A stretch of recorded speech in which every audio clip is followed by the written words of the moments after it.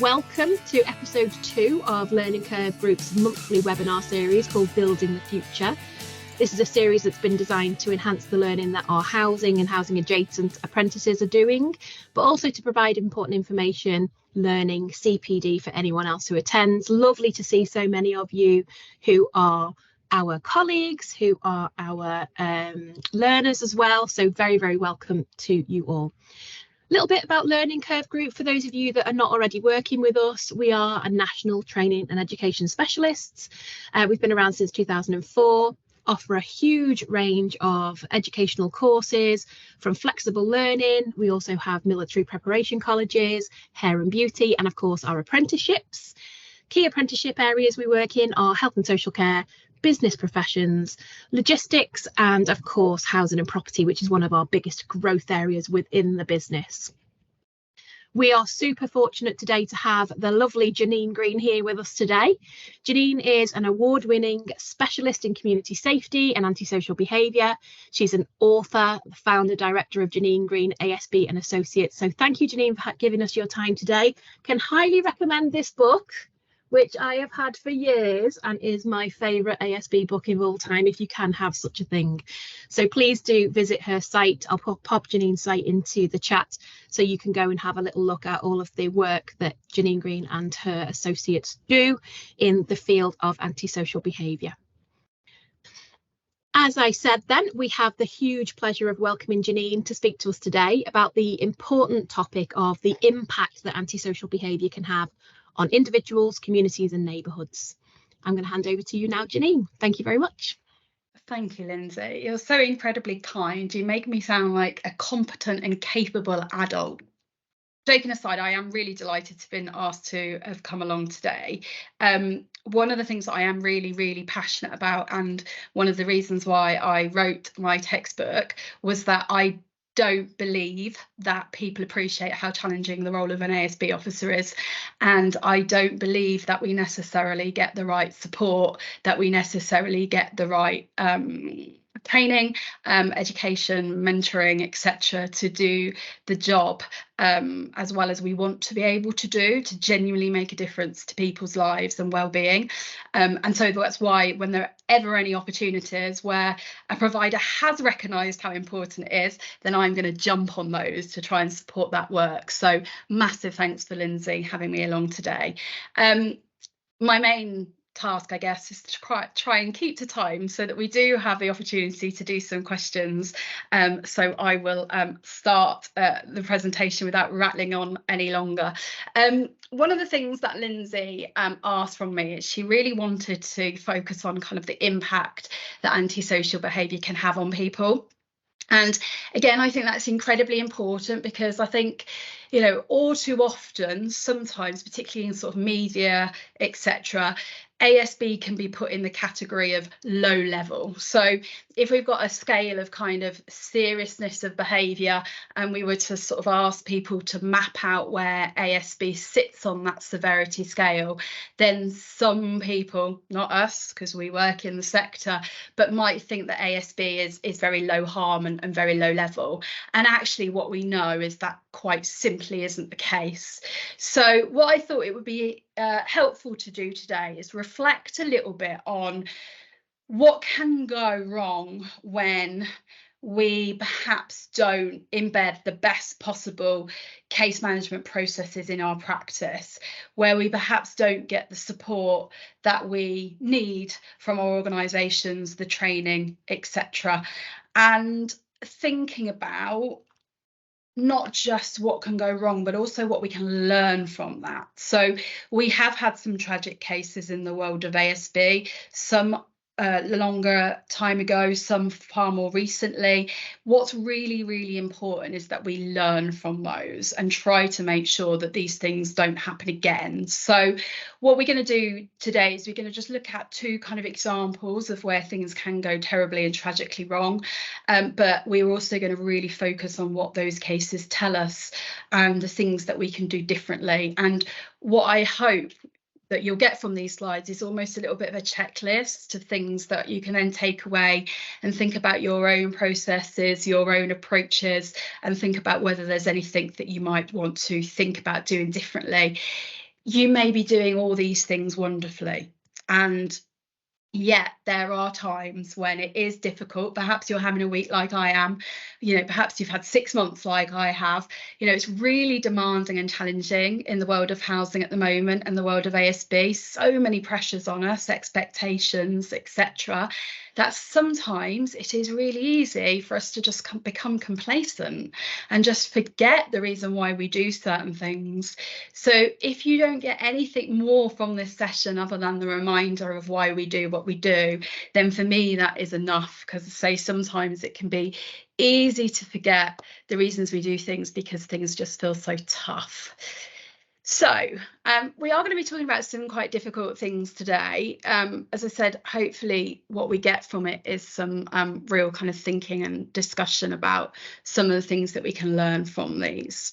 So I won't go into any more about kind of housekeeping or the structure of the process, but I kind of want to just show this picture to start with, because it's really hard to talk about what can go wrong in ASB cases and the kind of tragic outcomes we can see without reflecting back on Fiona Pilkington and her daughter, who are the two people that you'll see on this slide. And certainly if you have worked in anti-social behaviour for any period of time, you may recognise this slide, and you may have been around when we got the outcome of the investigation into this case. It was a real pivotal moment for ASB, and it really changed the way we did certain things. And actually, even now, some of the things that we talk about sort of 15 years later, so things like community trigger or ASB case review, as we've sort of rebranded it to, those things are being talked about because of this case. So it's still something that really heavily influences what we do. There is a video. Unfortunately, we've had some tech issues. I say we, totally me, has had tech issues, and I'm not able to share the video with you today. But the one thing I have said to Lindsay is perfectly happy for the slides to be shared, and the link is embedded into this slide. Please take a couple of minutes to view the video. It is a bit of health disclaimer. It is quite a powerful video.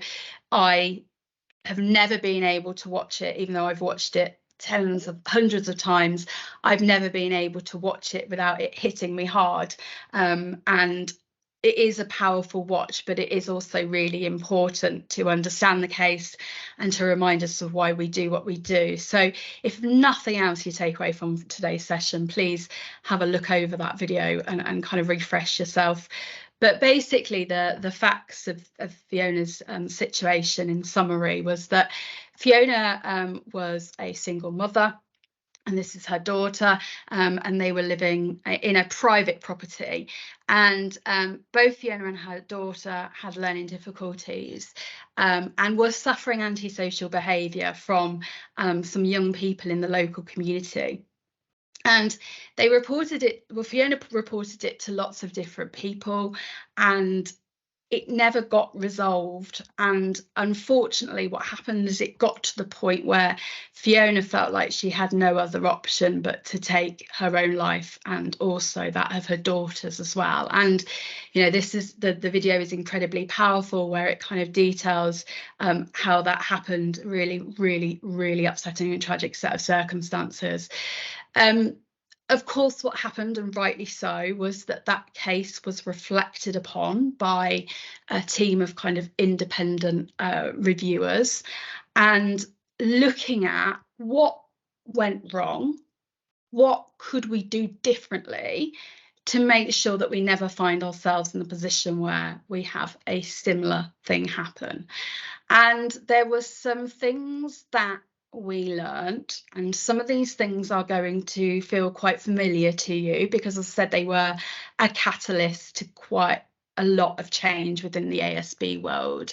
So the first thing that the case told us is that we needed to refocus how we consider ASB and really start thinking about the impact that ASB can have on people. And I guess this is really where the phrase harm-centred approach came from, which is probably a phrase that you've heard quite a lot in relation to ASB case management. And this idea that when we are managing our cases and making some key decisions, we should always think about harm as a kind of factor in that decision making. So, for example, when we are making a decision as to whether a report meets the threshold of ASB or not, we shouldn't just be thinking about the behaviour type alone. We should be thinking about the impact that that behaviour is having. When we think about how serious that incident is, that case is, and what priority level we want to give it, we shouldn't just be thinking objectively about the behaviour type. We should also be taking that subjective view of thinking about the harm, because different people are going to respond and be impacted differently to the same behaviour. So, you know, myself and Lindsay might experience exactly the same problem, so the behaviour is the same, but because of our own set of circumstances, maybe health conditions, maybe whether we have support networks, we may be impacted by that behaviour differently. So in order to decide how serious something is, we have to take into account the harm that's being caused as well as the behaviour type. And also, when we're thinking about the action to take in an ASB case, we should be thinking about the level of harm that's being caused in order to decide the best course of action and what the most proportionate course of action is as well. So what the Fiona Pilkington case told us was that we need to look at incidents in totality to work out the impact as well. So, for example, a one-off incident of noise nuisance might be annoying, but where it is happening every single night and it is preventing us from sleeping and it is causing an impact on our mental and physical health, it's preventing us from looking after our children as well as we might like, it is meaning that we're late for work and we end up with a disciplinary process against us. When we see the total impact of all the behaviour together, that's only when we can see the true level of harm that's being caused. And that was missing from the Fiona Pilkington case. We were looking at incidents in isolation of each other and therefore taking a decision that it was low level, rather than seeing everything together and going, oh, this combined means that we've got a really serious case here. The case also taught us a lot about risk and vulnerability. So there were lots and lots of factors and circumstances in Fiona's life that should have sort of triggered alarm bells. So things like the learning difficulties that her and her daughter had, the fact that they were fairly isolated, they didn't have support networks, lots of things going on that painted a picture that Fiona and her daughter were particularly vulnerable. And so again, when we talk about this kind of pivotal moment, what came about in our case management processes, the introduction of risk assessments for victims was one of the biggest changes that we saw. And I imagine quite a lot of people on the call might still be using victim risk assessments. And certainly it is not something that's kind of gone away in the 15 years since the Fiona Pilkington case. Actually, more than ever, people like the Housing Ombudsman are saying, we would expect you to be using victim risk assessments. And they are a framework for bringing together all the kind of factors and indicators of risk and helping you to assess against the person that you're working with, to identify those people who might be more at risk of harm and to allow you to put the things in place to be able to mitigate and reduce that risk. The case review also shone a real spotlight on the importance of partnership working. So in Fiona's sort of desperation to get the matters resolved, she reported to lots of different agencies. simply, as I said, because she was so desperate for a solution that I guess in her eyes she thought the more people that know, the more chance there is of somebody doing something. The problem, however, that meant is that no agency involved had the full picture. And I kind of like to use the metaphor of a jigsaw here. So every partner had a piece of the jigsaw puzzle. And when they looked at their single piece of the jigsaw, it didn't look that serious. It didn't look like, you know, the behaviour that was that bad. It didn't look like Fiona was that vulnerable. And actually, it was only when all those jigsaw pieces were brought together that the full extent of the problem could be seen. So what the review into this case said is we've got to be working in partnership so that we are fully informed of the extent of the behaviour, the risk involved, and what the best solution could possibly be. So if the partners had brought all those jigsaw pieces together, then they are likely to have seen that the situation was perhaps a lot more serious than it seemed based on their own jigsaw puzzle alone. So, and that was where I guess the idea for the kind of community trigger or the ASB case review was shaped. So that's about giving victims a voice. So one of the things in Fiona's situation was she was really desperate for someone to help, but she didn't have a clear means of getting that help. And so the idea behind the community trigger was a statutory tool that would give someone like Fiona the ability to, you know, press a button that says, you know, I'm really struggling here. I don't feel like my case is being resolved properly. Please, can you help? And that bringing of the partners together to share that information.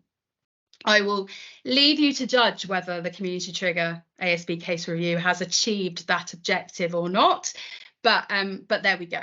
That's another presentation, I suspect. The other thing that, you know, the case showed us is that it's really important that we understand the full range of tools and powers available. So this was back before the ASB Act of 2014, because in fact this was a catalyst for that overhaul of the toolkit. And back in when this case was live, it was a lot harder to help private tenants or owner occupiers. So if you were a social housing tenant, then housing providers could use the Housing Act injunction, which is very similar to the ASB injunction that we have now, which is that civil standard of proof, balance of probability, etc. But to help somebody in private, really the only option we had was the ASBO, and the ASBO was the criminal standard. So you could have exactly the same behaviour type happening with exactly the same level of harm, but if someone was in social housing, it was easier to get an order in place because the level of evidence needed was lower, and much harder to get something in place if somebody was living privately. So that's where we had the kind of overhaul of the toolkit.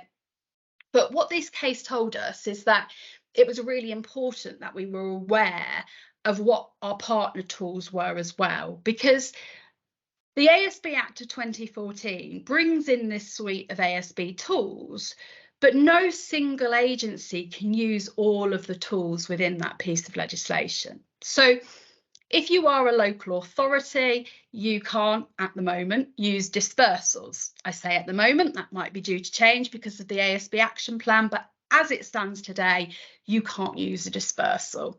If you haven't got housing stock, you don't have recourse to the tenancy powers. If you're police, you can't use public spaces protection orders, you can't use tenancy action. If you're a housing association, you can't use closure orders. You can only use CPNs if you've got delegated authority.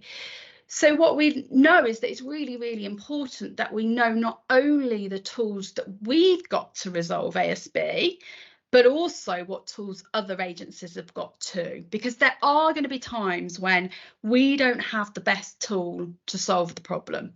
But what we need is knowledge of what else is out there and enough knowledge to know, actually, in this situation, my tool isn't the right tool, but that tool over there that agency has got, that would be a good fit. And then we can reach out to those partners.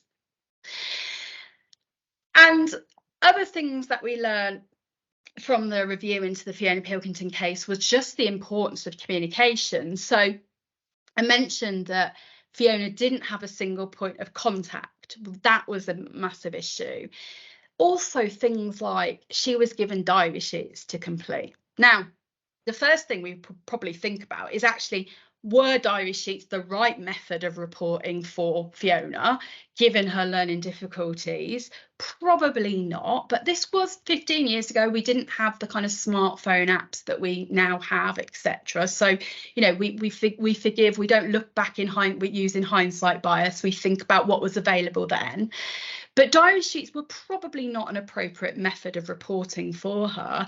But even worse, the diary sheets were left with her to complete. When she didn't complete them because she couldn't, and she didn't return them, the officer then went, there are no further problems, clearly, because if there were problems, then she would be reporting them. And because we haven't had more diary sheets, the problems must have stopped. So a really couple of important points there when we think about the way we work with victims, particularly those who are maybe more vulnerable, is, you know, are we giving them the right means and the right tools and the right methods of doing things? But secondly, you know, are we also being proactive in the way that we work, in terms of, you know, not just assuming that because we haven't heard from somebody, it means that there aren't any problems happening. In fact, the exact opposite in this case. The reason why we hadn't heard from Fiona is she was incredibly vulnerable and in a real risk of harm, and that's why she wasn't reporting things. So really important that we keep in contact with people. I very often do things like service reviews or rewrite policy and procedure, and I will very often say, what are your kind of common trends in any service complaints that you receive, or any ombudsman inquiries? Are there any trends in what comes out of those? And I can promise you there are usually two main sources of dissatisfaction. The first is because we haven't managed expectations properly. So perhaps it's an issue that should never have been categorised as ASB, but has been, and therefore we've given the impression that we will do something about it, and when we haven't been able to, we've then ended up with an unhappy customer or tenant resident. The second common thing that comes up in these trends is around lack of communication, is around people not being aware what's going on. And I have a huge amount of sympathy for officers in relation to this, because we often have really high caseloads, lots of demands on our time. We are probably using that time to desperately do things to try and resolve the case. So it's not that we're not doing anything, we are, and actually it's that's meaning we haven't got the time to be keeping in contact with the complainant on a regular basis. But what we see is it's really important for the experience that the complainant has, and for making sure that we're identifying any risk factors, or indeed any increase in risk. Now, one of my questions to Lindsay today was, do we have anyone from Clarion on the call? Because I really want to talk about the recent severe maladministration case that the Housing Ombudsman have recently published, because it's really important that we take learning from this case. However, I also really understand, from having been a case officer and a manager of a service, to understanding what it's like on the front line, that when I read that determination, it is tragically sad because the way it ended, but I can also feel a level of empathy with the officers involved, because I can see desperately trying to do the right thing, but the processes and the messages perhaps coming from senior managers meant that they were perhaps a little bit kind of limited and restricted, or directed down certain paths. So I really wanted to talk about this, but as I said, I want to make sure that it's not all from a kind of wrapping Clarion over the knuckles. So if you are from Clarion, please, as I say, let's use this as a kind of learning opportunity. This is not about being critical. It's about what can we learn from this case. So I'm sure many of you may have seen this case. As say, the determination was published only a couple of weeks ago.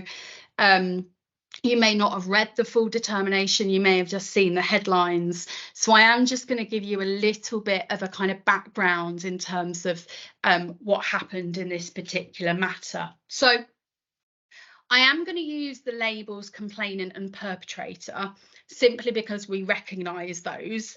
But you'll see there wasn't really a complainant or a perpetrator in the kind of ASB traditional form, hence why I've put them in quotation marks, whatever the word. See, that's my first tripping over my sentence. I told you it's going to happen at some point.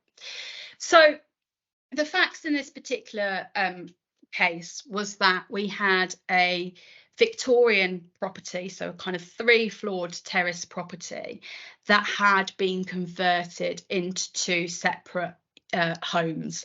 So the complainant had the bottom floor, so a ground floor flat essentially, and the perpetrator was a single mother with her children, and she had the top 2 floors, which had been turned into one flat basically. So 2 flats across 3 floors. Complainant below had the ground floor, and perpetrator had top 2 floors that had been converted into 1 unit. So already we can start thinking about what is the likely kind of makeup of that property. It's been turned into 2 units. It was never intended for that purpose when it was first built. So thinking about things like, is it going to be appropriate? Things like noise transference, etc. And indeed, the types of issues that the complainant was reporting were absolutely kind of household noise issues. And it was things like the children walking across laminate flooring above. There wasn't really anything that was particularly unreasonable and beyond what you'd expect from a family living in a home carrying out normal day-to-day activities. There was a report to the police about a loud party going on with lots of people involved. When the police attended, they found the mum and her children using a karaoke machine. There was nobody else there. So that was probably the closest it got to being unreasonable. But even then, it wasn't kind of the loud party that perhaps had been reported. There was laminate flooring. The mum said that she was allergic to, or her or children had allergies, and therefore carpet would cause some difficulty. So clearly the laminate flooring wasn't helping. But even when carpet was laid down, it's still, noise transference was still an issue.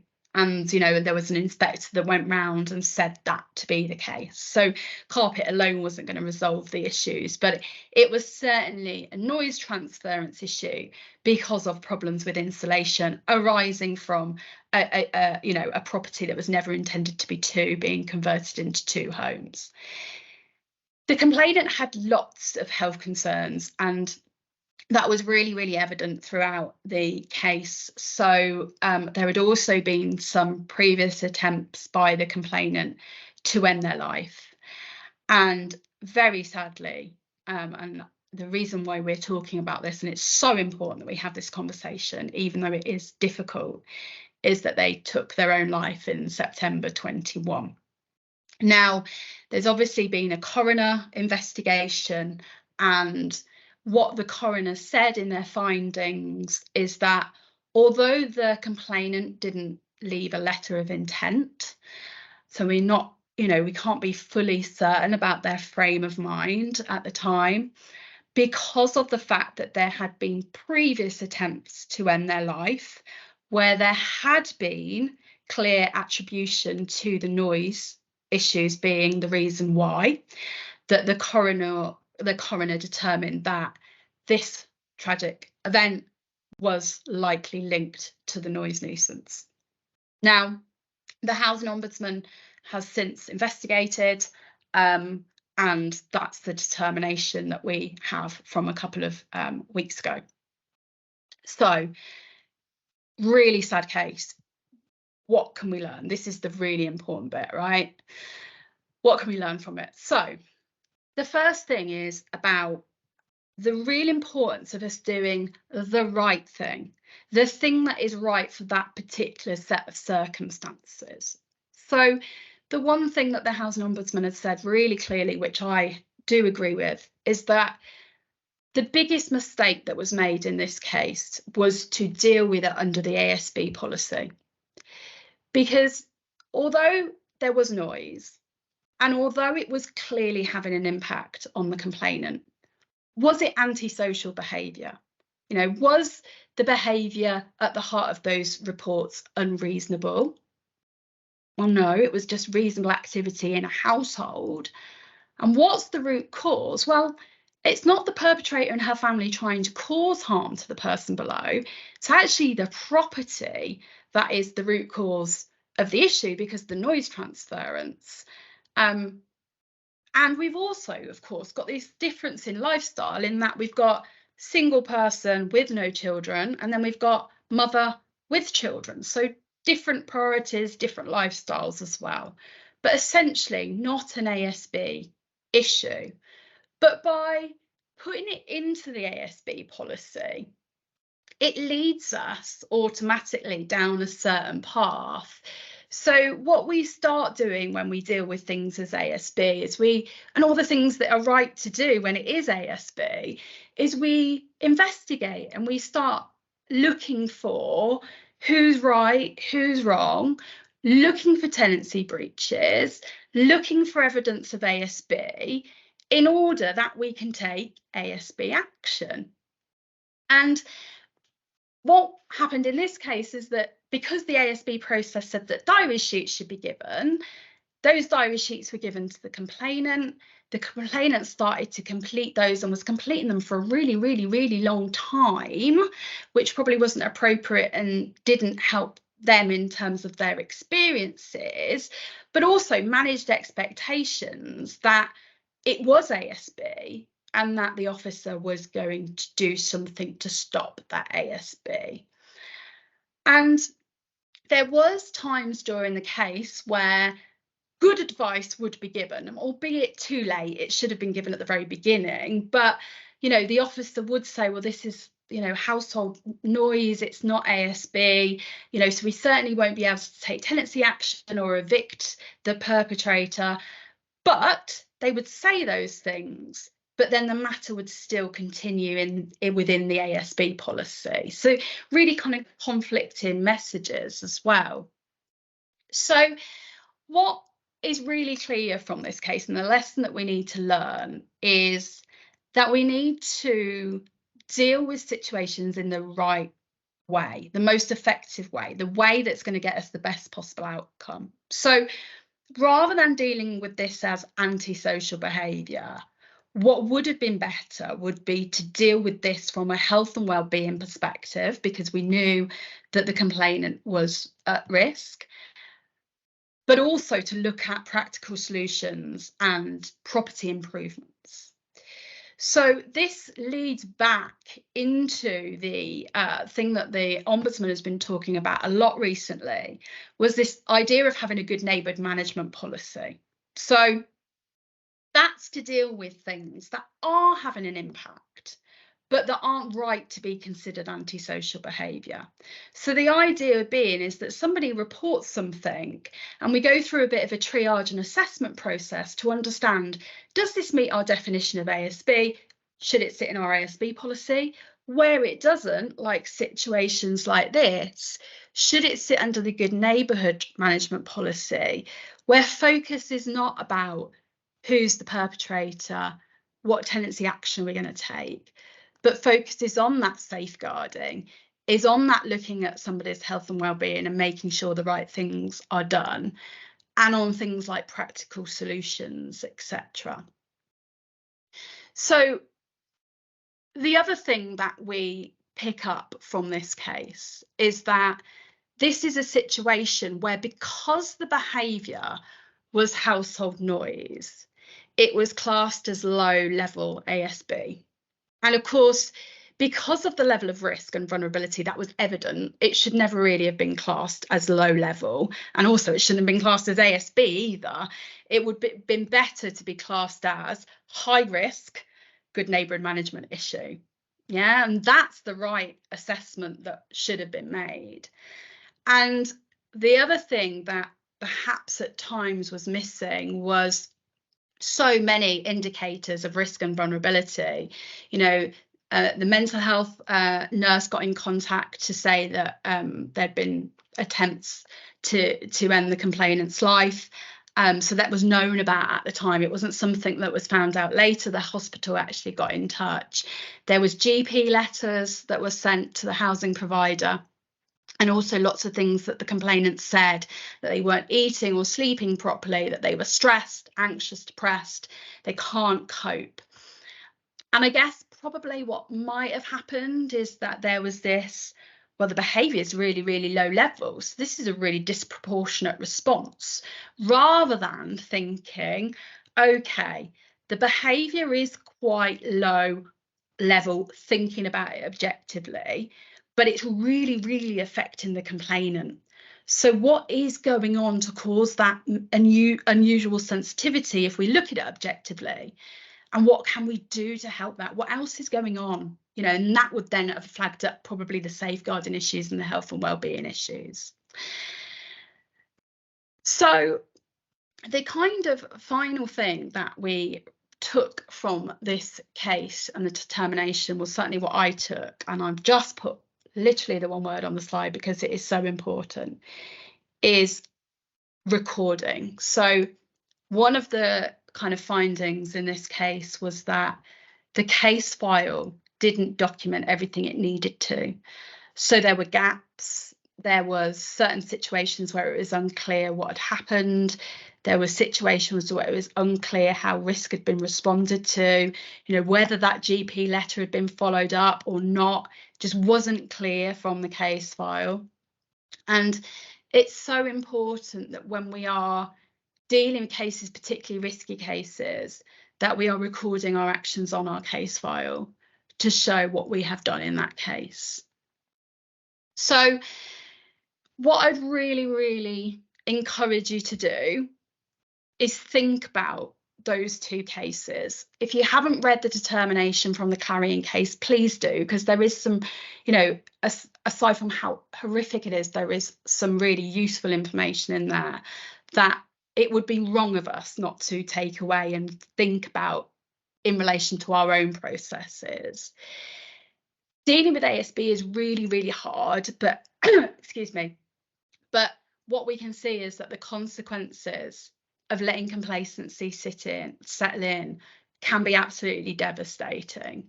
So it's really important we keep reminding ourselves of why we do things. It's also really important that we keep abreast of cases like this. Obviously, these are the most tragic, but there are lots of determinations that the Housing Ombudsman, for example, makes in relation to ASB. They are all published. It's really important that we're reading those and taking the learning from them. And what I would really want you to do, as a bit of a plea, for me as a browbeaten woman this week, the one thing that would make me happy is if you would take these slides away and use them as a little bit of a self-reflection. What do you do at the moment? Is there anything that you could do differently based on what we've discussed today? Is there anything you need support with, as in, do you need to get your senior manager's support in terms of, you know, does your policy need changing a little bit? Would a good neighbourhood management policy be useful? What are the things that we can really learn and use to really make change to make sure that we don't have these kind of situations again? I really, really, really don't want to be coming back to this forum in 12 months' time with an updated slide deck that's got a third tragic situation. We have to learn, we have to. So I'm going to stop talking to see whether there are any questions that have come up that I can help with. So Lindsay. We haven't had any questions in the chat just yet, but please do feel free, everyone, to put your questions into the chat, and we can use this amazing opportunity with Janine to answer anything that you might have. What I have done is I've just put a link to the Fiona Pilkington video into the chat as well, so Brilliant, you can all thank access you. that really easily. And I'm also, I think, going to add in, if you think it's a good idea, Janine, the ASB toolkit for statutory, the statutory guidance for frontline professionals, because I think that's a really, really good document that people who are working in housing should have, or at least have access to. It is. I mean, the only thing I would say, I totally agree, and it really kind of, in terms of what I was saying about understanding the full toolkit, including partner tools as well, that is a really great place to go to in order to not just understand what you can do, but also what partners can do as well. I guess the only thing I'm always mindful of is when we look at the percentage of cases that actually end up in legal action, it's very small. And, you know, cases like the Clarion case in particular would never have got to that level. The things that we can do to have the biggest impact are the case management type things. So, you know, there are so many common things that hold cases back from progressing that I see time and time again. You know, things like, you know, police decide that they haven't got enough evidence to take action. We automatically assume, therefore, that we can't either, without thinking about, well, actually, we don't need as much evidence. So, although the police can't take action, might we be able to? And so it's things like that that we really need to get better at, I think, in order to be able to make sure that we don't have cases that are slow in progressing. And of course, slow in progression likely means that harm is being prolonged. The harm, absolutely, yeah. One key takeaway from me from the Clarion outcome is, as you said, that kind of looking more holistically, not just box ticking and following a particular procedure because the word that the acronym ASB has been thrown around, but also to look at what are those underlying reasons. If it's not ASB, if it's not antisocial behaviour, what else is there? Who else can we draw on? How can we get that help? And that's where your multi-agency working comes in. You know, working with the GP, working with the mental health professionals in that case could have really made a difference. And it was almost like they wanted someone else to tell them what to do. Yeah, and that's a super a really, really important point, because I act as independent chair for quite a lot of ASB case reviews, and quite often we have, in one particular area, they've done a great job of having a health rep on every review panel, and that's been invaluable. But almost every case review comes out with the recommendation that the housing officer should write to the GP, and very often that recommendation is met with either a well, why would we do that, or a well, we can't do that without consent. And the kind of responses back to that is, well, we do it because the GP is part of the partnership problem solving plan, because they're coming from a health perspective, and if health is a big factor, they need to be cited on what's going on and they need to be part of the solution. But secondly, the consent point is a kind of a bit of a red herring in that scenario, because we're not requesting information from the GP, we're telling the GP something, so we don't need consent for that. You know, it's part of our kind of safeguarding obligations, etc. So yeah, and I think you're absolutely right. The you know, usually it's really difficult to get GPs or mental health teams involved. The fact that they were actively coming to housing in this case, one should have rang real alarm bells. Just the fact that they were coming forward proactively should have shown how serious it is. But also we should have grabbed the opportunity to arrange a professionals meeting and because it can be difficult to get people to the table. And that's where sometimes the ASB case review process can be really, really beneficial for practitioners, because it's a statutory duty. It can get people to the table when we haven't been able to do it through a more informal process.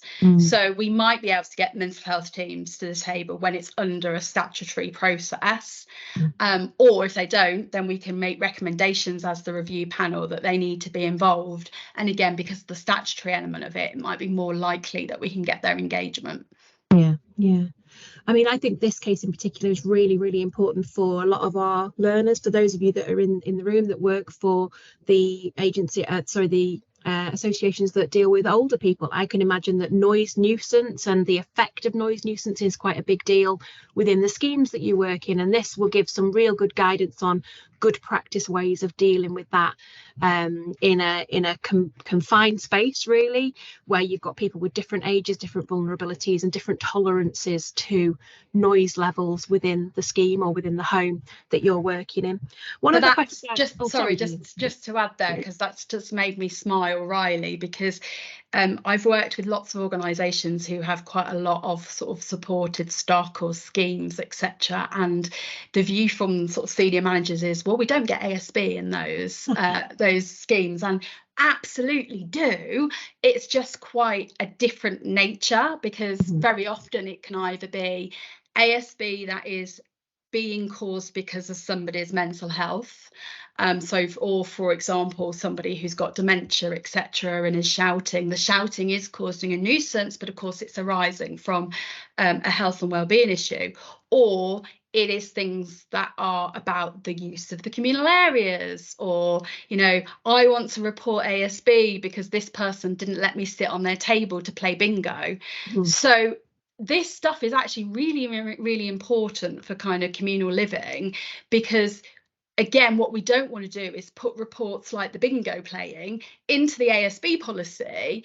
That's where we would be better off putting it into some good neighbourhood management policy, where the focus is on kind of fostering good relationships between people, rather than labelling somebody who doesn't let you sit with them at bingo as a perpetrator, which isn't going to help. Absolutely. And we've had a question put into the chat from Neve, so thank you, Neve. Hi Janine, interested about the procedure you mentioned around good neighbourhood management. Have you got any good practice guidelines on what should be included in this? I do, which really, thank you, Neve. It's almost like I teed you up for that. I've popped a slide here, which is just about lots of free resources that I offer. On my website is a resource page which has got lots of podcast blogs, guidance notes, but also recordings of past webinars that I've ran. So there's quite a healthy library now there of kind of things that might help. There is one around good neighbourhood management policies, a video that you can watch, just to give you a little bit more idea of how the principles come about to have a policy like that, the types of things to include, how it might help in casework, etc. That's great advice. Yeah, thank you, Janine, and thank you for sharing your resources with us. It's really, really excellent to have these free resources, everyone, that you can go and have a little look at. There is just to say, probably the thing of most value on that slide is the free learning course that I offer. It is a kind of overview of case management from kind of receiving a report to closing the case, and it gives a summary of some of the key things that we should think about in each stage of an ASB case. So that might be really helpful for people who want to perhaps learn a little bit more about some of the things we've spoken about today. That's wonderful, thank you. And I will send a copy of these slides around to everyone so they've got access to these links as well. Just a couple of comments, Janine, in the chat. Kieran says it was a lot to take in, but I shall watch the video and let you know if I have any questions. Of course. And Prue says, really good, Janine, thank you. We'll be sharing this presentation on the Anchor intranet. Are you happy with that? Of course. Wonderful, thank you very much. Okay, so I can't see any further questions, but of course, as Janine has said, if you do have any questions or if you do want to get in touch, then you can find Janine on LinkedIn, you can find me on LinkedIn. You have most of you will have access to my email address, at least through the invite, so please do feel free to reach out. I'd just like to say a huge thank you to our guest speaker Janine, and thank you to everybody who's joined us today. I'm just going to pop a quick feedback link into the chat if you don't mind. This is just 5 quick questions so we can develop this series even further. We had some really great suggestions from the last one over things people would like to see in future webinars, so that would be really useful if you have 5 minutes or so to fill that in. The next webinar is going to be on the 11th of January. We'll have Lara Oyedele joining us then to talk about the importance of diverse representation in the housing sector. For those of you that don't know, Lara is the immediate past president of CIH. So she's only just given up her tenure of the presidency of CIH, and she's a champion for the promotion of diversity in housing. So please look out for the post on LinkedIn and from your coaches if you're one of our learners, so that you can register for that one too. Again, huge thank you to Janine. Thank you to everyone for your time this lunchtime. Hope you found it very informative indeed. And we hope to see you again in future episodes of Building the Future.